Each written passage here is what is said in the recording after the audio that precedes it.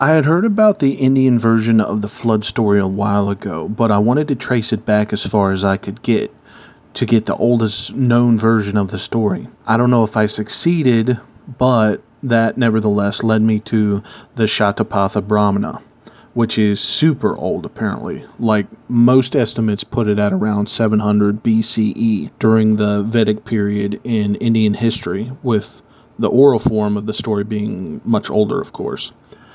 The Shatapatha Brahmana is a book that describes religious rituals and the meaning and stories connected to them. Apparently, it even describes some pretty advanced stuff for its time, like geometry, and understanding of pi, root Pythagorean theorem stuff, and astronomy. And what's more interesting to me is that it shares many similarities with flood legends that I've previously covered on my channel. That's all I'm going to say about this one. It's a short text, so I'll just keep the intro nice and short as well. And by the way, Vishnu is the fish in the story. The fish is one of his incarnations. So when the fish is talking, it's really Vishnu. All right, here we go.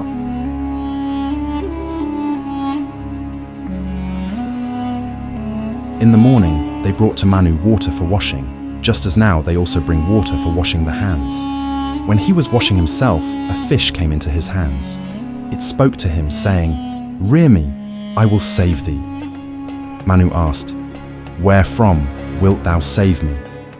The fish replied, "A flood will carry away all these creatures. From that I will save thee." Manu then asked, "How am I to rear thee?"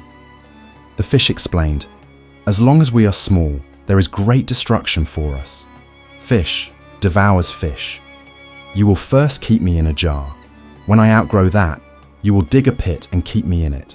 When I outgrow that, you will take me down to the sea, for then I shall be beyond destruction." It soon became a garsha, a large fish, for that grows largest of all fish. Thereupon it said, "In such and such a year that flood will come. You shall then attend to me by preparing a ship, and when the flood has risen, you shall enter into the ship, and I will save thee from it." After he had reared it this way, he took it down to the sea. And in the same year which the fish had indicated to him, he attended to the advice of the fish by preparing a ship. And when the flood had risen, he entered into the ship. The fish then swam up to him, and to its horn he tied the rope of the ship, and by that means he passed swiftly up to yonder northern mountain. It then said, "I have saved thee. Fasten the ship to a tree, but let not the water cut thee off whilst thou art on the mountain.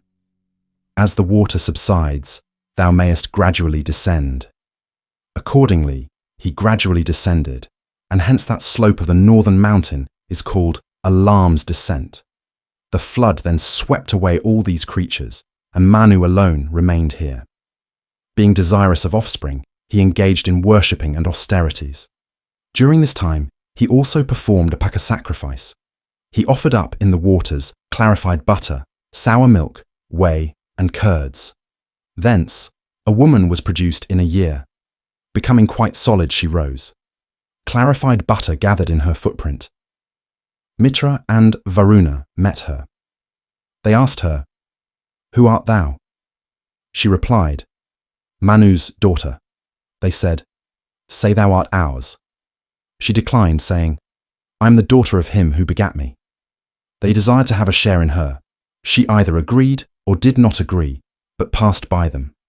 She came to Manu. Manu asked her, "Who art thou?" She replied, "Thy daughter." Manu inquired, "How, illustrious one, art thou my daughter?" She answered, "Those offerings of clarified butter, sour milk, whey, and curds, which thou madest in the waters, with them thou hast begotten me. I am the blessing. Make use of me at the sacrifice. If thou wilt make use of me at the sacrifice, thou wilt become rich in offspring and cattle. Whatever blessing thou shalt invoke through me, all that shall be granted to thee." The rest of the chapter explains the ritual that Manu performed by offering various dairy products and calling for blessings. The daughter that was formed out of the water is not necessarily regarded as his literal daughter, but rather she is called that because she arose from Manu's will and intent to repopulate the world. Other versions of the story state that Manu escaped the flood with his family and 7 sages, all of whom repopulated the world afterwards. Very interesting how Vishnu led Manu to some northern mountain, just like Noah's Ark landed in the Ararat Mountains, north of Israel. And on the Imago Mundi, the oldest known cosmological map engraved on a tablet, the probable ship of Utnapishtim, the Noah figure from the Epic of Gilgamesh, is located on or around a northern mountain. In the Vishnu-Manu flood account, it's not clear from the text where this northern mountain would have been, but it makes sense to me that it may have been the probable mountains that the Indo-Aryans passed over during their migration into India. This is significant because this migration event likely kickstarted the Vedic period that produced works like the Vedas and this one from the Shatapatha Brahmana. I want to look into it more when I get some time. In the meantime, check out one of the other flood stories on my channel, like the flood story according to the Epic of Gilgamesh or the Maya flood story. More is coming, so make sure to subscribe, and I'll see you next time.